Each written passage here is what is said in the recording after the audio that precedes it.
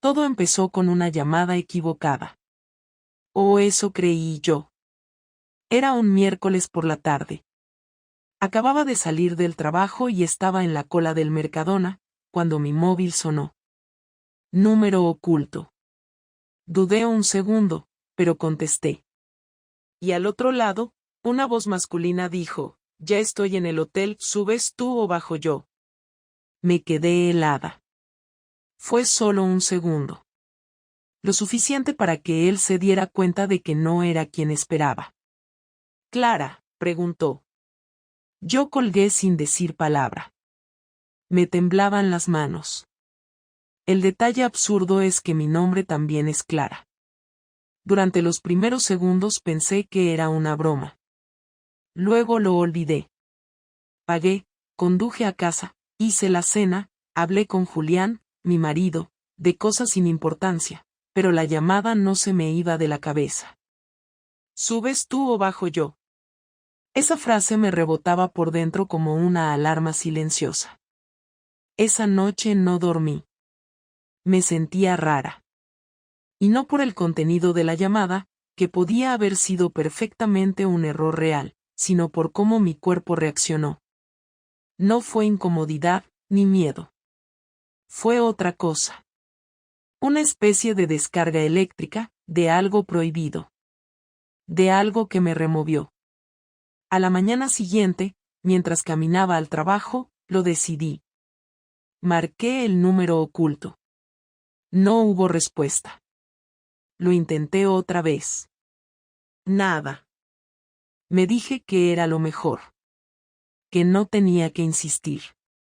Pero la curiosidad es como una gotera en el techo, una vez la escuchas, no puedes ignorarla. Así que hice lo que ninguna mujer casada con 2 dedos de frente debería hacer, le conté a mi compañera del trabajo, Vero. Eso es una señal del universo, Clara, dijo ella mientras encendía un cigarro en la puerta de la oficina. Si te ha llamado a ti por error, es porque tú necesitas ese error en tu vida. Y me reí. Pero la frase quedó.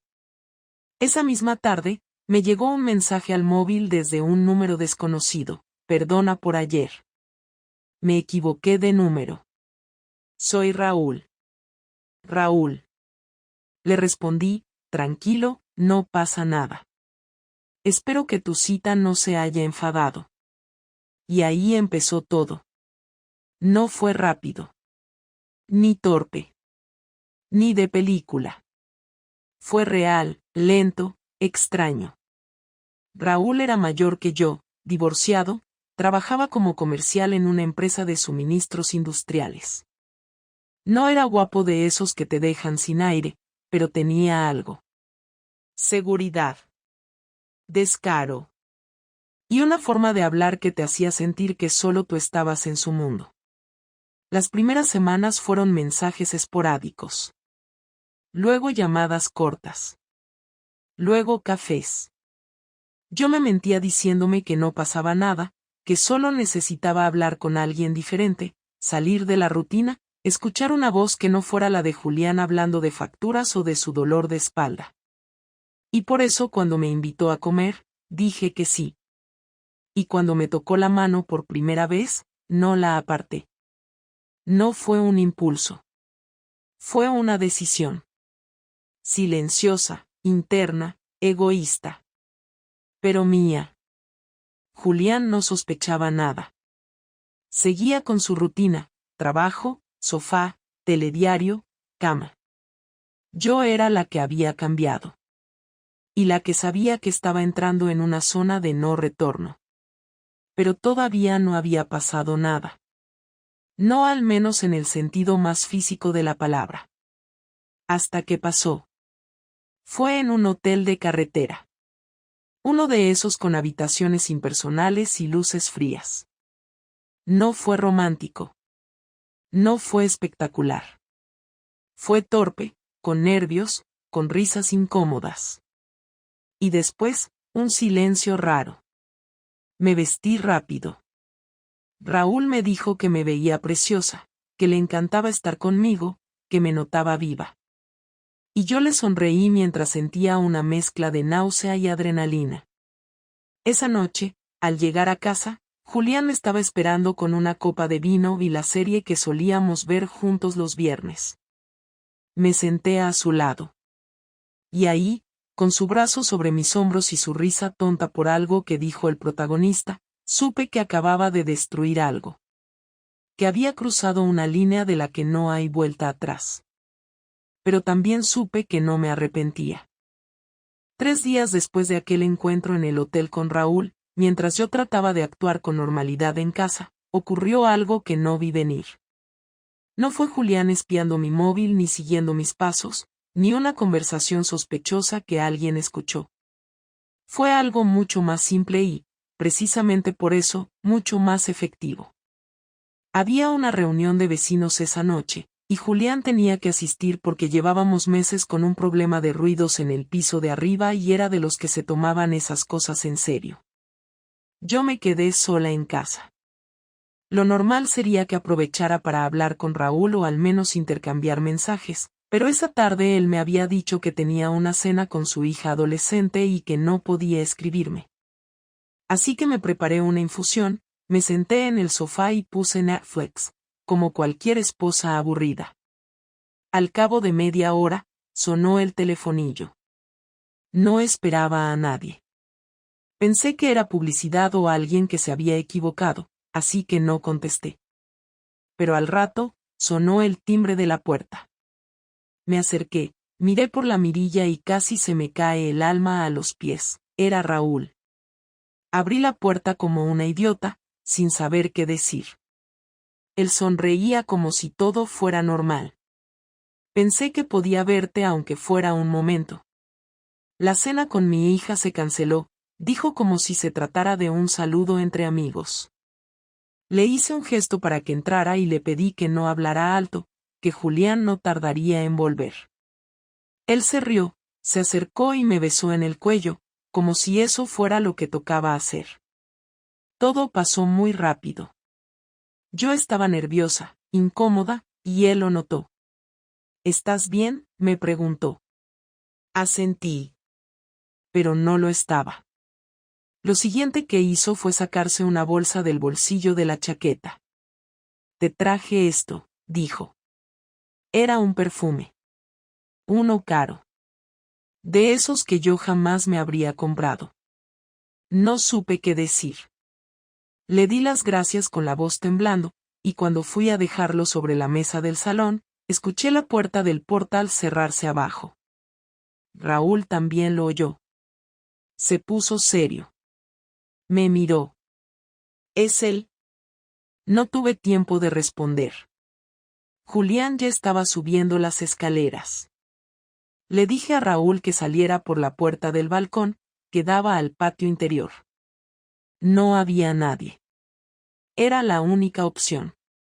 Él dudó un segundo, luego salió, cerré la puerta, corrí la cortina y traté de recuperar el aliento. Julián entró en casa 2 segundos después, con cara de cansado. Me miró y dijo, ¿has abierto la ventana? Huele raro. Yo asentí. Sí, se me quemó un poco la leche y quise ventilar. Julián no dijo nada más. Fue al baño y luego a la cocina. Yo me senté en el sofá, aún con el corazón en la garganta. Cuando volvió, se sentó a mi lado. ¿Has estado con alguien?, me preguntó de pronto, sin mirarme. Me quedé en blanco. ¿Qué dices?, respondí, intentando sonar ofendida. El portero automático guarda un historial de llamadas. He visto que alguien llamó esta noche. Y el timbre también tiene registro. Has abierto la puerta hace media hora. No sabía eso. Nunca me fijé.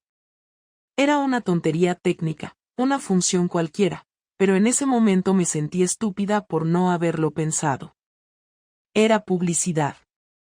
¿Han venido del gas o algo así? Julián no dijo nada.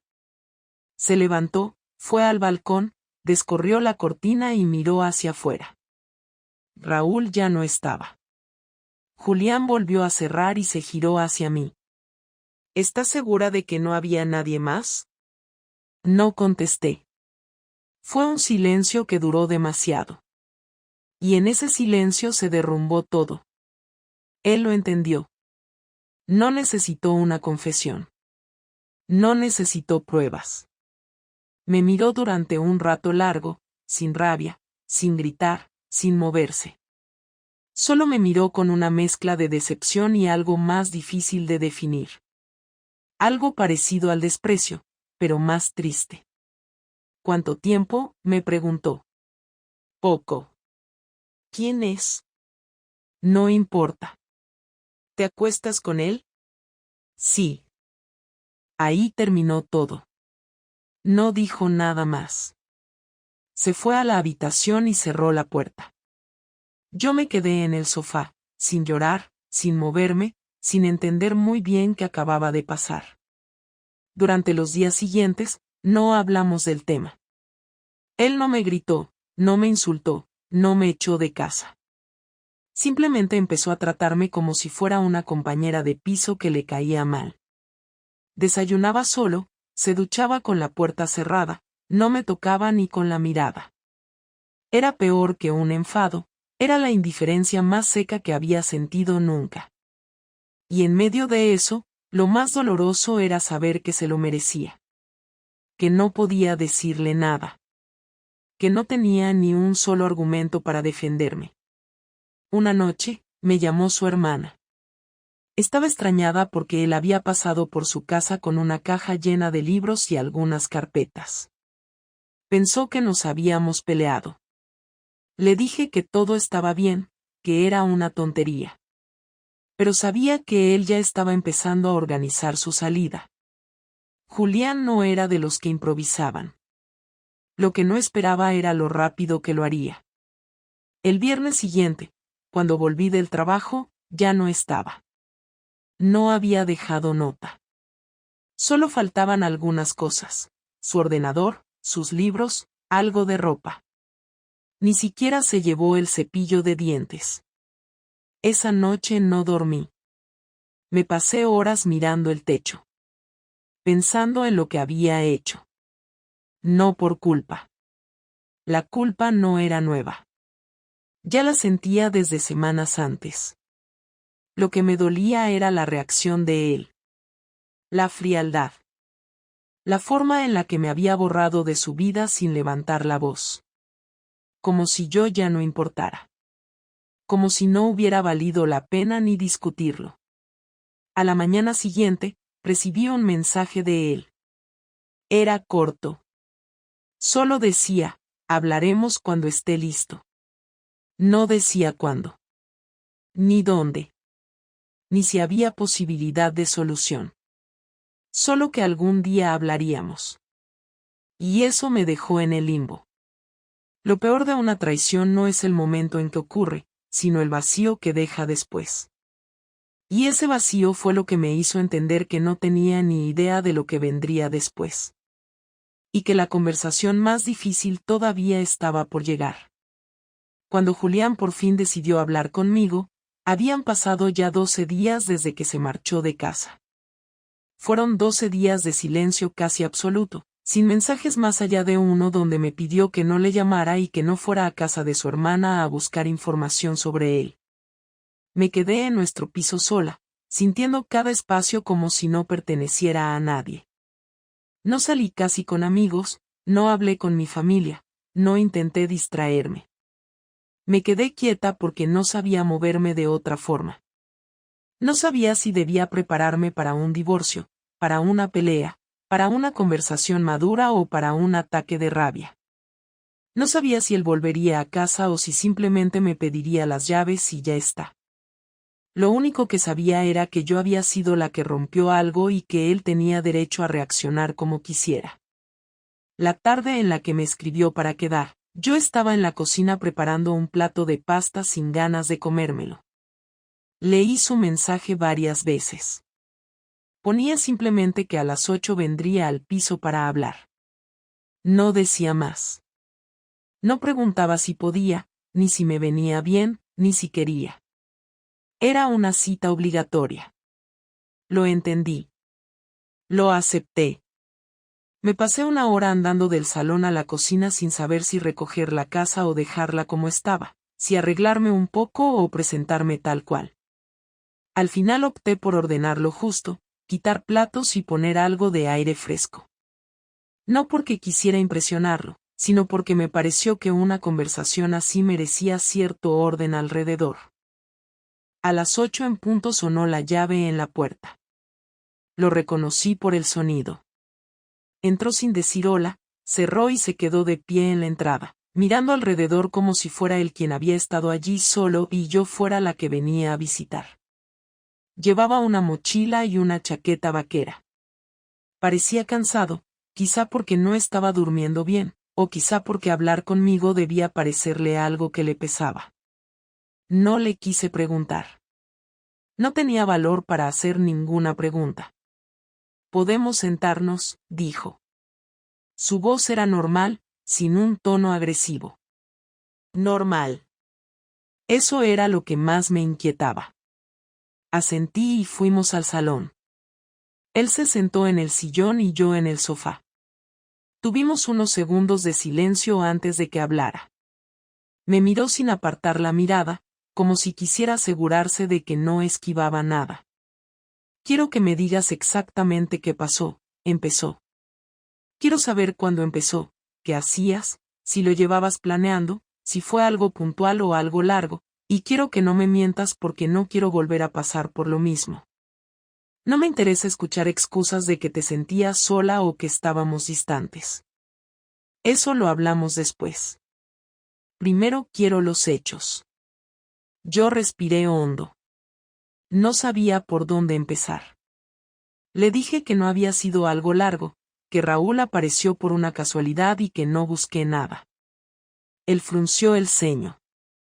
«No te estoy preguntando si lo buscaste. Te estoy preguntando cuándo empezaste con él». Le dije que fueron semanas de mensajes, que luego quedamos a tomar café, y que después ocurrió lo que ya sabía. No intenté suavizar nada. Sabía que si intentaba quitarle peso sonaría peor. Él seguía mirándome, firme, casi sin parpadear. Cuando terminé, preguntó: «¿Cuántas veces estuviste con él?» Le dije la verdad. Una sola. No me creyó al principio. Lo noté en su expresión. No porque pensara que yo era incapaz de decir la verdad, sino porque para él una traición así rara vez se quedaba en una primera vez. Le expliqué cómo había sido la historia, que Raúl apareció aquella tarde en el portal sin avisar, que ese mismo instante lo echó todo a perder y que si él no hubiese venido ese día quizá no me habría descubierto tan pronto. Me interrumpió ahí. «¿Me estás diciendo que seguirías viéndote con él si no hubieras sido pillada por casualidad?» Su tono seguía siendo firme, pero por primera vez había algo de tensión en él. No supe responder rápido. No tenía una frase preparada. Dije que no lo sabía, que en ese momento todo era confuso, que me había dejado llevar. Él negó con la cabeza, como decepcionado pero no sorprendido. «¿Lo quieres?», preguntó. «No», dije rápido, quizá demasiado rápido. Él lo notó y aún así no insistió. Se apoyó en el respaldo del sillón y respiró profundamente, como preparándose para una parte más difícil de la conversación. «Clara», dijo, «quiero entender por qué lo hiciste. No porque quiera justificarte, sino porque quiero saber si yo vivía en una fantasía o si hubo algo que simplemente dejé de ver. No quiero que me digas que estabas aburrida. Quiero saber qué estaba pasando por tu cabeza». Yo intenté explicarle que me sentía desconectada, que llevábamos tiempo distantes, que había días en los que sentía que éramos dos personas viviendo en el mismo sitio sin compartir nada, que llevaba años intentando reactivar cosas y que él siempre posponía todo. No lo dije con reproche. Lo dije porque era cierto. Él escuchó sin interrumpirme. Cuando terminé, dijo: «Entonces me engañaste porque estabas cansada de intentar que yo hiciera algo». «No», dije de inmediato, no fue por eso. Claro que sí, respondió él, sin subir el tono. Te cansaste. Te aburriste. Y apareció un tío que te prestó atención y ahí lo encontraste más fácil que intentarlo conmigo otra vez. No supe qué contestar porque había una parte de verdad en lo que decía. Él siguió. Lo peor no es que te acostaras con él. Lo peor es que cuando te pregunté si había entrado alguien en casa, dudaste. Y en esa duda estaba todo. Porque si no lo hubiera visto, no hubieras dicho nada. No pude discutir eso. Él tenía razón. Y admitirlo fue casi tan difícil como todo lo que vino después. Se hizo un silencio incómodo, largo, pesado. Julián se levantó, se acercó al balcón y abrió un poco la ventana como si necesitara aire, aunque fuera febrero. Tenía los hombros tensos. Yo me quedé sin moverme porque no sabía si debía acercarme, hablar, disculparme de nuevo, callar o esperar. Él se giró hacia mí y dijo: No sé qué voy a hacer. No sé si quiero seguir contigo. No sé si quiero separarnos de manera inmediata o si quiero dejar pasar un tiempo para pensar. Pero sí sé algo. No te voy a perdonar ahora. No quiero que me toques. No quiero que intentes arreglar esto con gestos. No quiero que me digas que fue un error. Un error es dejar el horno encendido. Lo tuyo fue una decisión consciente. Me quedé callada porque todo lo que decía tenía sentido. Él volvió a sentarse, ahora más cerca pero no demasiado, y continuó hablando. Voy a quedarme unos días más en casa de mi hermana. Necesito espacio. Te pido que no lleves a nadie aquí, que no vuelvas a verle y que seas honesta conmigo si decides que esto no tiene arreglo para ti. No quiero que juguemos a hacernos daño durante meses.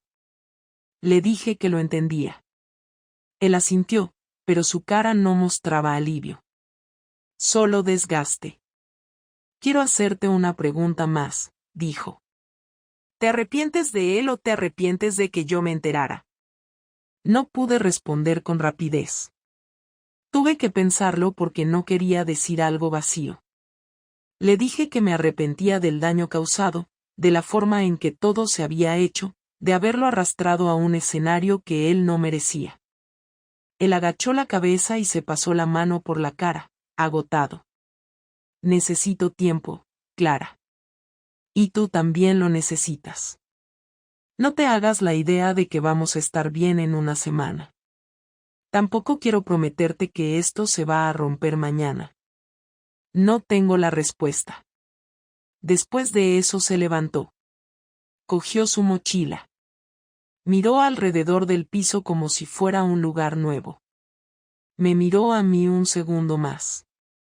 No con amor, no con odio. Con algo difícil de describir. Algo entre la distancia y la tristeza. Luego se fue sin cerrar fuerte la puerta, sin hacer ruido, como si estuviera saliendo de casa por última vez y no quisiera despertarme. Y entonces entendí que la conversación no había sido el final, sino el principio de una caída mucho más larga. Y que él no se había llevado la conclusión, solo la primera pieza de un rompecabezas que aún no habíamos empezado a montar.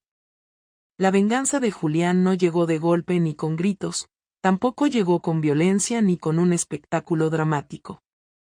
Llegó de manera meticulosa, organizada y completamente inesperada para mí, porque pensé que lo peor que podía hacer era marcharse y dejarme sola, pero descubrí que había muchas formas de hacer daño sin levantar la voz. Una semana después de aquella conversación tan tensa en el salón, seguíamos sin mucha comunicación. Él seguía viviendo con su hermana, yo seguía intentando fingir una normalidad que no existía y trataba de mantener mi rutina para no derrumbarme. Pero dentro de mí había una sensación constante de que no estaba reconociendo bien la situación, que él estaba demasiado calmado para no estar preparando algo. Esa sensación se confirmó el lunes siguiente cuando llegué a mi trabajo y encontré un silencio extraño en la oficina. No era el típico silencio matutino, era un silencio acompañado de miradas raras, algunas de preocupación, otras claramente incómodas. Saludé como siempre y me dirigí a mi mesa. No habían pasado ni 30 segundos cuando mi jefa se acercó con cara seria y me pidió que la acompañara a la sala de reuniones. Mi estómago se tensó inmediatamente. No imaginaba qué estaba pasando, aunque una parte de mí ya intuía que algo no encajaba. Entramos en la sala y encima de la mesa había unas carpetas cerradas. Mi jefa respiró hondo antes de hablar. Clara, esta mañana recibimos un correo que tenemos que comentarte cuanto antes. Es algo delicado. Yo me quedé de pie. Ella abrió una carpeta y me la puso delante. Era un dossier impreso con capturas de mis conversaciones con Raúl, incluyendo mensajes que yo recordaba perfectamente y otros que había borrado. No eran imágenes descargadas del móvil, eran fotografías hechas directamente a mi pantalla por alguien que había tenido acceso a ella cuando yo no estaba mirándola. Mi jefa habló con un tono muy profesional, pero estaba claro que estaba incómoda. Me dijo que alguien había enviado ese dossier a la empresa desde una dirección anónima, alegando que yo había tenido conductas inapropiadas que podían comprometer la imagen del departamento. Me ardía la cara. Sentí una mezcla de rabia, vergüenza y shock. Estuve a punto de decir algo impulsivo, pero me contuve. Pedí si podía mirar el correo para ver exactamente qué se había enviado. Me lo mostraron. El mensaje decía, con evidente intención de destruirme, que yo mantenía encuentros con un hombre fuera del matrimonio, que había usado días personales para ello y que estaba creando un ambiente laboral inadecuado. Era mentira en cuanto a lo del trabajo, pero el resto era información íntima que no tenía por qué estar en manos de nadie más. Supe inmediatamente que había sido Julián. No porque reconociera algo concreto, sino porque era el único que tenía acceso físico a mi móvil en algún momento antes de marcharse y era el único que tenía algo que ganar haciéndome daño de una forma tan dirigida. Mi jefa siguió hablando con calma. Me dijo que la empresa no tenía intención de tomar medidas contra mí porque el contenido era estrictamente personal, pero que debía tener cuidado porque alguien claramente quería perjudicarme. Me recomendó denunciar si creía que era acoso. Asenté con la cabeza, aunque por dentro tenía un torbellino. Al salir de la sala, todos mis compañeros me miraban de reojo. Yo no lloré, tampoco hice ningún comentario, me senté en mi mesa y me obligué a continuar el día como si nada. Pero sabía que la situación acababa de cambiar por completo. Julián había cruzado a otro terreno. Ya no era una simple crisis matrimonial, ahora era un ataque directo a mi reputación. Y lo más fuerte de todo era que lo había hecho sin una sola palabra. Yo había destruido la confianza de nuestra relación y él estaba destruyendo poco a poco mi vida cotidiana, sin necesidad de insultos ni portazos. Era un movimiento frío y calculado. Cuando salí del trabajo, lo llamé. Esta vez sí respondí con insistencia porque no podía quedarme callada ante lo que había hecho. Al tercer intento contestó. Su voz sonaba tranquila, incluso amable, lo que me irritó todavía más. ¿Qué quieres?, preguntó. Le dije que necesitaba verlo, que quería hablar en persona. Aceptó sin resistencia y dijo que estuviera en el piso a las 8. A las 8 en punto llegó. Entró como si nada, se sentó en el sillón y esperó a que yo hablara. Le expliqué lo que había pasado en mi trabajo, que alguien había enviado pruebas de mi infidelidad y que sabía que había sido él. No lo acusé gritando, lo dije tal cual, con firmeza. Él no lo negó. Ni siquiera parpadeó. Me miró y respondió, no he enviado nada que no sea cierto. No he inventado pruebas. No he mentido. Solo he mostrado la verdad. Yo estaba al borde de perder el control, pero me obligué a mantener la calma porque sabía que gritar no me serviría. Le dije que eso no justificaba lo que había hecho, que había violado mi privacidad y que estaba intentando perjudicarme de una manera innecesaria.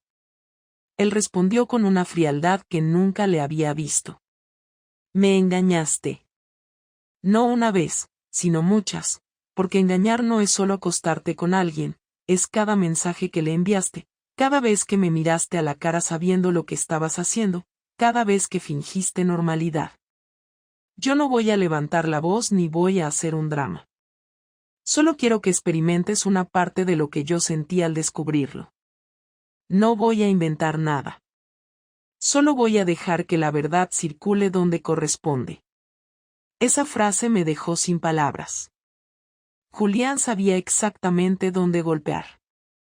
No estaba inventando nada, pero estaba utilizando mis actos para hundirme poco a poco. Sin violencia, sin insultos, sin amenazas. Simplemente poniendo mis errores a la vista de los demás. Eso era más humillante que cualquier grito. Le dije que no tenía derecho a destruirme de esa manera. Él sonrió, no con burla, sino con una tranquilidad inquietante. No te estoy destruyendo. Te estoy devolviendo una parte mínima de lo que me hiciste. A mí me rompiste por dentro. A ti solo te estoy haciendo pasar vergüenza. Seguí hablándole, intentando que entendiera que no podía seguir así, que eso podía gravemente afectar mi estabilidad laboral, que yo merecía consecuencias por lo que hice, pero no una campaña de desprestigio. Él se levantó, recogió su chaqueta y dijo, tú elegiste tu camino. Yo estoy eligiendo el mío. Antes de salir añadió algo que me dejó helada, y todavía no he terminado. Cuando cerró la puerta me quedé de pie, en silencio, sin saber si debía hundirme emocionalmente o prepararme para algo peor. Porque entendí perfectamente que no lo decía como amenaza vacía. Julián estaba herido de una forma profunda y su forma de reaccionar, tan contenida, era una señal clara de que no había descargado ni la mitad de lo que llevaba dentro. Sabía que la siguiente parte de su venganza no tardaría y no sabía si podría soportarlo cuando llegara. Pero lo que no imaginaba era hasta qué punto podía llegar alguien que se sintió traicionado en lo más íntimo. Pasaron casi 2 semanas sin que Julián diera señales. Después de aquella noche en la que me dejó claro que su venganza apenas había comenzado, no volvió a escribirme, no respondió llamadas ni mensajes. Yo me debatía entre querer arreglar algo y querer desaparecer. Sabía que no podía recuperar lo que había roto, pero al mismo tiempo no soportaba la idea de que él pudiera seguir haciéndome daño sin siquiera hablarlo. La angustia de no saber cuál sería su próximo movimiento era peor que cualquier castigo. Pensé en ir a su trabajo, en presentarme en casa de su hermana, pero no tenía valor para enfrentarme a una versión suya que ya no reconocía. Me limité a esperar. Cada día me levantaba con ansiedad, cada vez que sonaba el móvil sentía que el estómago se me encogía. Me dolía aceptar que la persona con la que había compartido una vida estaba ahora utilizando todo lo que sabía de mí para hacerme sentir pequeña, y lo peor es que no podía decir que no lo merecía. Una noche, mientras intentaba dormir sin éxito, llegó un mensaje de él. Era directo, corto y sin emociones. Mañana a las 7 de la tarde. Necesitamos terminar esto. Estoy en el piso. Sentí un nudo en la garganta, pero no contesté. Me limité a leerlo una y otra vez hasta que por fin logré dormirme, con un sueño torpe y lleno de sobresaltos. A la mañana siguiente, fui al trabajo como un autómata. Pasé el día con una especie de peso en el pecho, sin poder concentrarme, cometiendo errores absurdos. A las 6, salí corriendo y llegué al piso 15 minutos antes de la hora. Me quedé abajo, dando vueltas a la manzana, sin saber si entrar o dejarlo todo. Finalmente subí. Abrí la puerta con la llave que aún tenía, aunque medio esperaba que la cerradura ya no funcionara. Al entrar, lo vi sentado en el mismo sofá donde habíamos tenido aquella primera conversación después de la confesión. Estaba solo, con una libreta sobre las piernas y un bolígrafo en la mano. No levantó la vista al verme. Solo dijo, siéntate. Obedecí.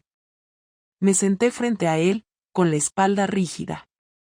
Esperé a que hablara. Cerró la libreta y me miró. Tenía la cara cansada, más delgada que antes, como si estos días también lo hubieran desgastado a él. Pero ya no estaba esa expresión de rabia contenida ni de superioridad. Lo que vi en su rostro fue otra cosa. Cansancio, tristeza, algo parecido a resignación.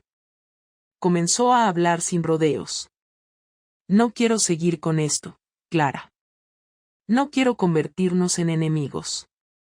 Pero tampoco puedo hacer como si no hubiera pasado nada. Tú hiciste algo que destruyó lo que yo pensaba que era nuestra vida. No quiero hablar más del por qué, ni de si fue una vez o 100. Me da igual ya. Lo que quiero es saber qué piensas hacer tú con esto. ¿Quieres intentar seguir, aunque sea reconstruyendo desde cero, o quieres que esto acabe ya? No supe qué responder de inmediato.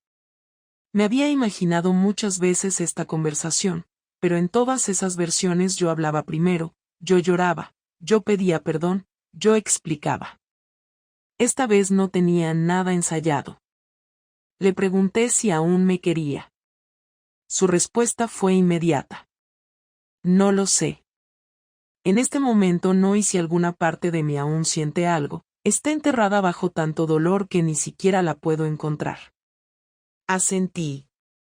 Le dije que lo entendía, que no iba a insistir en que me perdonara, porque lo que hice no tenía reparación.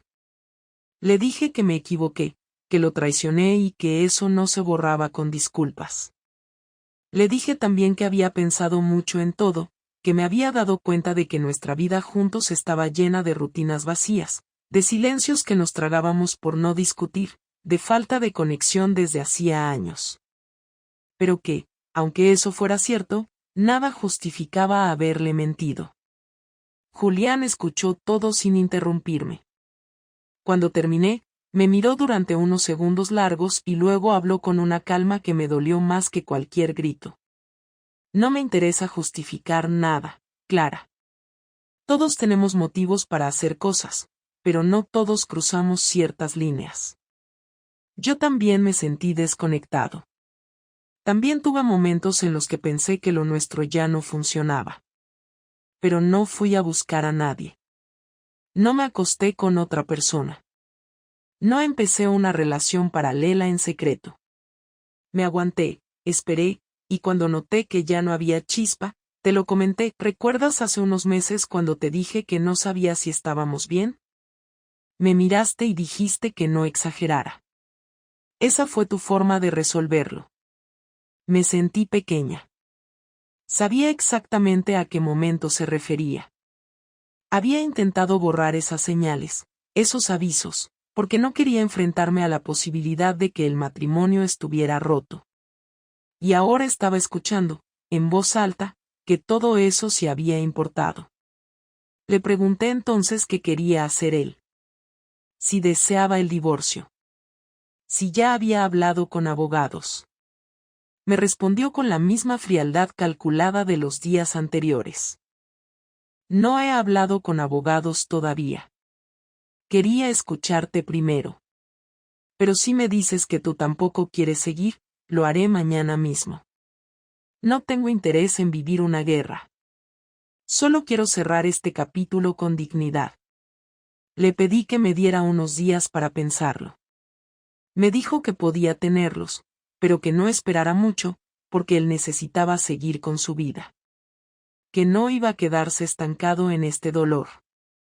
Que no quería vivir pendiente de si yo cambiaba de opinión o si me arrepentía más tarde. Que si decidía luchar por él, debía ser con todo, no a medias. Y que si no tenía claro lo que sentía, era mejor dejarlo. Entonces le pregunté si me odiaba. No por buscar consuelo, sino porque necesitaba saber si al menos quedaba algo de nosotros que no fuera destrucción. Su respuesta fue dura, pero sincera. No te odio, Clara. Pero me fallaste de una manera que no esperaba de ti. Y eso no se cura con palabras bonitas. A lo mejor algún día podemos hablarnos sin dolor, sin rabia. Pero ahora mismo no puedo verte sin recordar todo lo que hiciste a mis espaldas. Nos quedamos en silencio unos minutos. Él miraba por la ventana, Yo me centraba en las manos. Ninguno sabía bien cómo terminar aquello. Finalmente, fue él quien habló. Voy a quedarme en casa de mi hermana unas semanas más. Tú puedes seguir aquí si quieres. Yo me buscaré algo. Cuando tomes una decisión, me lo comunicas. Pero no me escribas para pedirme tiempo. O sí o no. No más grises. Asentí. Me levanté sin decir nada más. Él también lo hizo. Nos quedamos frente a frente por un momento. Pensé que quizá nos abrazaríamos, que habría algún gesto, alguna despedida. Pero no. Julián simplemente se giró, recogió su libreta y su chaqueta, y salió del piso sin mirar atrás. Me quedé allí, sola, sabiendo que acabábamos de tener nuestra última conversación como pareja. La puerta cerrada fue el único sonido. Y en ese sonido supe que algo se había terminado. Lo que no sabía era qué haría yo con eso ahora. Después de aquella última conversación con Julián, los días empezaron a pasar con una lentitud absurda. La primera noche sola en el piso sin la expectativa de que él volviera fue distinta, no por la soledad en sí, que ya era conocida, sino porque ahora había una certeza: no estaba de viaje, no estaba enfadado momentáneamente, no estaba haciendo una pausa, estaba fuera de mi vida por una decisión clara. No había discusiones pendientes, no había nada más que explicar. Esa claridad, en lugar de aliviarme, me dejó con una sensación constante de desubicación. Me levantaba por las mañanas sabiendo que tenía el piso para mí sola, pero esa libertad no me daba paz, sino más ansiedad. Me miraba al espejo con la misma ropa, el mismo cuerpo, la misma rutina, pero algo fundamental había desaparecido y no sabía qué hacer con ese hueco. Al principio intenté llenar ese espacio con actividades absurdas, me apunté a una clase de yoga, intenté recuperar contacto con algunas amigas con las que apenas hablaba desde hacía años. Incluso salí a cenar con una compañera de trabajo solo para no estar en casa por las tardes, pero nada servía de verdad porque todo era un parche, una distracción momentánea. Durante una de esas cenas con Vero, la misma compañera a la que una vez le conté aquella llamada equivocada que inició todo, terminé soltando parte de la historia. No le dije todos los detalles, pero sí lo suficiente para que entendiera que había sido yo quien había estropeado el matrimonio. Su reacción fue menos crítica de lo que imaginaba. Me escuchó, me hizo algunas preguntas directas y, al final, me soltó una frase que me acompañaría durante días. Clara, lo hiciste porque quisiste hacerlo, no porque te empujaron. No busques excusas y tampoco te castigues más de lo necesario. Ya está hecho. Ahora piensa si quieres seguir viviendo en este limbo o empezar otra etapa, lo que sea que eso signifique. No supe responderle. Volví a casa esa noche y me senté en el sofá como tantas otras veces. Tenía el móvil en la mano, la conversación de Julián abierta y el dedo a punto de escribir algo que al final nunca envié. No tenía sentido. No tenía nada nuevo que decirle. Unos días después, recibí una carta certificada. Era del despacho de abogados. Una carta formal, breve, donde se me informaba de que Julián había iniciado el proceso de separación legal y que en unas semanas recibiría más documentos. La leí 3 veces. No porque no la entendiera, sino porque quería estar segura de que no me había inventado algo. Era oficial. Él no esperó mi respuesta. No necesitaba más tiempo. Había tomado su decisión. Sentí un nudo en la garganta, pero no lloré. No porque fuera fuerte, sino porque ya había llorado demasiado los días anteriores. Llamé al abogado que figuraba en el papel y concerté una cita. Me explicó el proceso, me preguntó si estaba de acuerdo y me ofreció firmar una respuesta sin oposición. Lo hice. No porque no tuviera sentimientos, sino porque alargar algo muerto me parecía innecesario. La firma del documento no fue el final emocional, pero sí fue un cierre práctico. Después de eso dejé de mirar el móvil con ansiedad, dejé de esperar un mensaje suyo, dejé de revisar viejas fotos, dejé de pensar si podía haber hecho algo distinto. Todo eso ya no importaba. Empecé a asumir que tendría que construir otra vida desde cero. No una nueva pareja, no una aventura, no una revancha, sino una vida donde yo fuera capaz de estar sola sin buscar validación externa. Me inscribí en un curso de formación, empecé a correr por las mañanas, empecé a cocinar solo para mí, sin importar si alguien más lo comería o no. No fue una recuperación bonita ni inspiradora.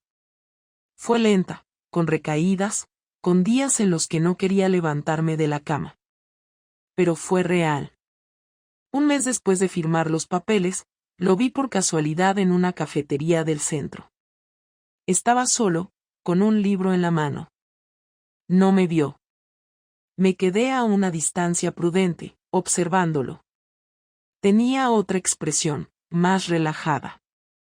No parecía feliz, pero sí más tranquilo.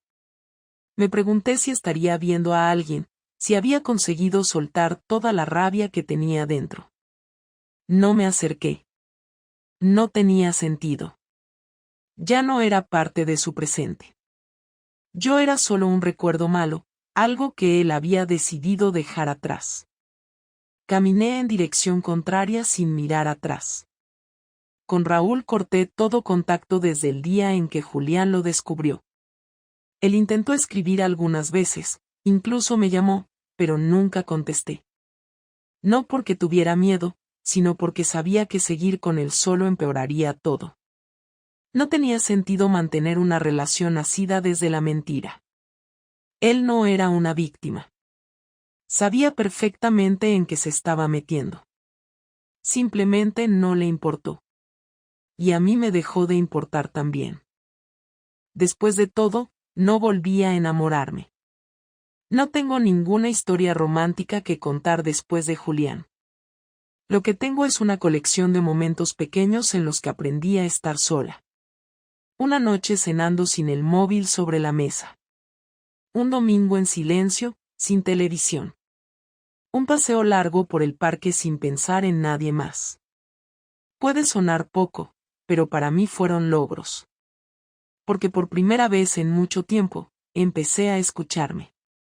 De lo ocurrido con Julián, no me victimizo ni me justifico. Lo traicioné. Él reaccionó. Me dejó claro hasta qué punto alguien puede herirse sin tocarse. Me enseñó que no hay peor castigo que ser tratado con indiferencia por quien un día te quiso de verdad. Aprendí que las decisiones tienen consecuencias, que no todo se arregla con arrepentimiento, que no puedes esperar comprensión cuando has destruido la confianza básica. Pero también aprendí que no se puede vivir con culpa eterna. Que castigarse a uno mismo no repara el daño. Que solo sirve si usas esa culpa para entender y no para quedarte atrapada en ella. Hoy, meses después de todo, sigo viviendo en el mismo piso.